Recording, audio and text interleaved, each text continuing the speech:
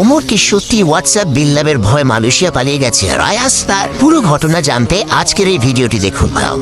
সবার আগে বলি, ইন্টারনেটের দুনিয়া কখনো কখনো সত্য থেকে অনেক দূরে চলে যায়। ঘটনা ছোট হলেও সেটাকে বড় বানিয়ে বিভিন্নভাবে ছড়িয়ে দেওয়া হয়। ঠিক তেমনই ঘটেছে ওমর ওয়ান ফায়ার এবং হোয়াটসঅ্যাপ বিল্লালকে কেন্দ্র করে। আপনারা সবাই জানেন, কয়েকদিন আগে এই দুইজনের মধ্যে তুমুল বিরোধ বাঁধেছে। সোশ্যাল মিডিয়া লাইভ ভিডিও মন্তব্য সব মিলিয়ে ব্যাপারটা অনেকটাই আলোচনার জন্ম দেয়। সেই ঘটনাকে ঘিরেই কেউ কেউ দাবি করতে শুরু করে ওমর নাকি বিল্লালের ভয়ে ঢাকা ছেড়ে মালয়েশিয়া চলে গেছে, ওমর নাকি আর দেশে থাকতে পারছে না। এমন গুজব শুনে অনেকে বিশ্বাসও করে ফেলেছে। টিকটক, ইউটিউব, ফেসবুক জুড়ে এসব কথাই ঘুরছে। কেউ আবার ভিডিও বানিয়ে দৃঢ়ভাবে বলছে ওমর পালিয়েছে, যেন তারা নিজের চোখে সব দেখেছে। কিন্তু বাস্তবতা কি সত্যি এতটা নাটকীয়?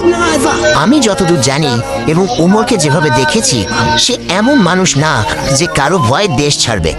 ব্যক্তিগত বা পেশাগত কারণে বিদেশে যাওয়া হতে পারে, কিন্তু ভয়ে পালানো এটা তার চরিত্রের সঙ্গে মোটেই মেলে না।